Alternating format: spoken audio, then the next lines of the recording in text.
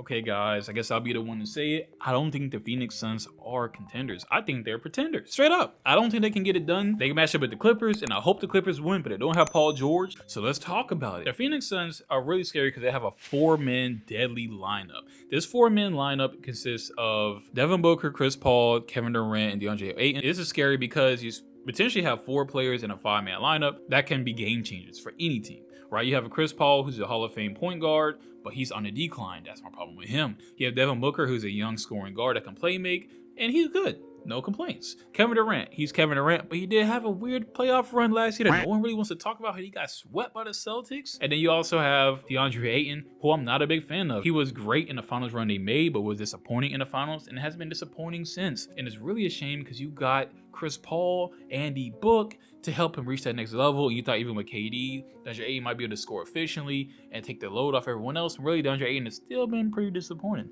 Like he hasn't been that 20 plus and 12 guy. He's just been him, which is fine. And it matched up against a Clippers team that doesn't have Paul George. They still have Kawhi Leonard, and they do have Russell Westbrook, as well as a lot of depth on that team, and Tyronn Lue as the coach. And the Clippers team are actually kind of scary. The Suns are probably happy they don't have to go against a Paul George, Kawhi, Russ team, because that defensive unit, I mean, not Russ, obviously, but like Kawhi and PG together will actually cause some defensive problems for this Suns team, I think, especially because they don't have people on the bench they could really rely on. Not to mention, they always piece things together by committee. They got the Eric Gordon, they got the Morris twin, Bones Highland now, Trey Mann. Like the Clippers, they find a way to get it done. Right, Zubac even, like great big. I actually like him a lot. He's a hard-working big. He works on the board. He takes advantage of mismatches and he scores efficiently. And I think he'll even get DeAndre Ayton like slight problems in the series because he's always ready. He's not inconsistent like a DeAndre Ayton. When I look at this Clippers team, I think they're gonna get beat in 6. I don't think they really have a chance too much to win without Paul George, but at the same time, because of how they piece things together by committee, I wouldn't be surprised if they do fluster the Suns and force KD to do more than just score and be lax and make him exert himself. And I think if you're making KD and Devin Booker lead them to victory series after series after series, they won't make it as far as people think they will. I think the Phoenix Suns are pretenders because when you look at the other teams in the playoff bracket in the West, they have the least amount of depth out of every team. And depth has been important. If we look at the last people to win NBA championships, they all had extreme amounts of depth. When you look at the other teams, the Nuggets / Timberwolves, which will be the Nuggets, the Kings, Warriors, Grizzlies, or Lakers, the Suns will also have the worst point guard in every single series. The Nuggets, Jamal Murray, better.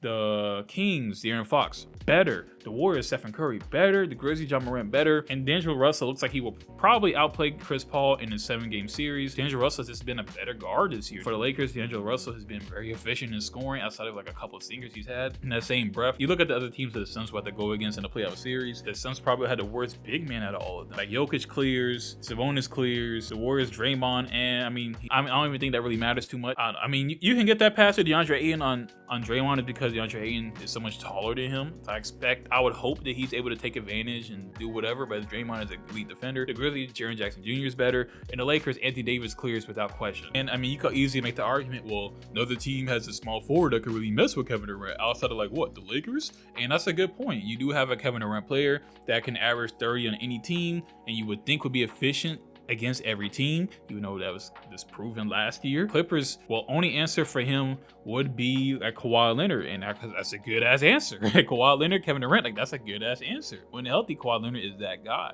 The Kings don't really have anything to match him with, but because of their high scoring offense, I don't think it'll really be an issue for the Kings. The Kings have such a high flowing, fast-paced offense that if they get past the Warriors, the Suns should not want to go against them because the Kings can score probably just as well as you, or if not better, because they're the top offense of all time, actually. And they're also a better rebounding team, and their defense is marginally better. And then if we move on to the Warriors, I mean, you have Andrew Wiggins, Kevin Durant, like it's clearly KD, but the defensive potential of the Warriors is higher than the defensive potential of the Suns. Like, you don't even have Jay Crowder anymore. Like, who is your best defender? I'm sorry. Like, you're the worst best defender of every team that we listed so far. And then, like, the Grizzlies, of course, you don't have anyone to match him, but the Lakers, you do have LeBron James, and you also do have AD, so there's two players that play that forward/big spot that you can key in for 25 to 30 plus points, while also impacting the game in other ways and just scoring. And then even if you look at the East, Like, to be a contender, you would have to at least have a good chance of them winning a championship. As you can hear from me already, I don't think they're a good match. I don't think the Suns are actually built to go against a lot of the teams in the West. But even if they were to get past the teams in the West, I don't think they really have a shot against most of the teams in the East. The Bucks are just a deeper, bigger, better team with a better top player on their team. The Celtics are a deeper team with way more defensive potential, way better defenders, and could also match the offensive potential. Have one player average 30 points and then another player, Jaylen Brown, averaging 25. Like, that's freaking insane. With 2 defensive player of the year candidates and 1 as actually defensive player of the year, and Marcus Smart. Like, that team is scary. You also have a team like the 76ers, who has an MVP candidate that averages over 30 points per game, and a guard that averages 20 plus and 10 assists. So because of that, they have a 2-headed monster with more defensive potential and more scoring potential, because they do also have Tyrese Maxey and Tobias Harris to look out for. And then the Cavs, a sleeper pick that I think can make it out the East, maybe somehow, if they can figure it out. And they do have like a Donovan Mitchell, Jared Allen, Darius Garland, and Evan Mobley 4-man scary lineup. They're way better defensively than the Suns 4-man lineup. With that, when you look at the Suns team, I think, how can you really call them contenders?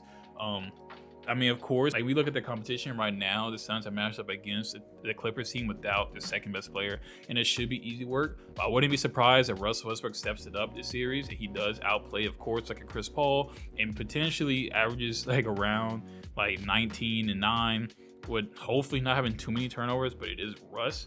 And he's been playing really well with the Clippers, averaging a lot of assists, able to get to the rim pretty easily, scoring more efficiently, shooting more efficiently, and been a great fit except Kawhi and PG. Kawhi has been a monster once he warmed up. He is a player that if he's on, will force a lot of difficult possessions for the Suns, and the Suns won't have a defensive answer for him. You're probably going to put Kevin Durant on him. Are you going to expect Kevin Durant to play really good defense on the other team's best scorer, and on top of that, be your best scorer, most efficient scorer, elite spacing, good rebounding, like one of the best rebounders in the team, and be like piecing everything together in like a LeBron like way? Like, even though that is Kevin Durant, I think that's still a really high task to ask of him when you don't have someone you can sub him out for to even get a quarter of the contribution that he offers. Same thing with Devin Booker. I don't think it's good that you have 2 players that you need support at an extremely high level, similar to that KD Kyrie that is now a KD Devin Booker level, where it's them and everyone else, you just kind of got to get it done.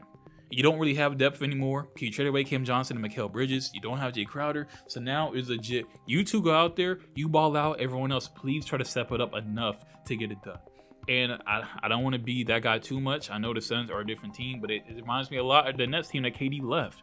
Like, the Nets team, you could argue, had more to offer than the Suns. No difference is the Suns team has been a top team the last few years, are better coached, and they were in the finals not too long ago.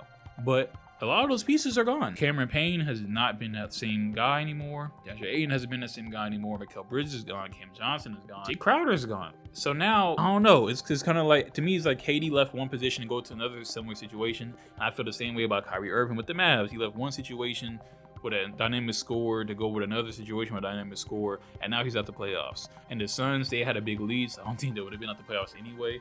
But I don't see them as contenders. I think there's like a tier below it, and if they have more depth, I could definitely see it. But feel free to leave a comment down below. Let me know if I'm wrong. Let me know if I'm right. I could be completely wrong. Of course, I'm here to talk about it. I think the Clippers will lose in 6, but I would hope to be wrong with that. So that's all I got for you guys today. Thank y'all for watching. Goodbye.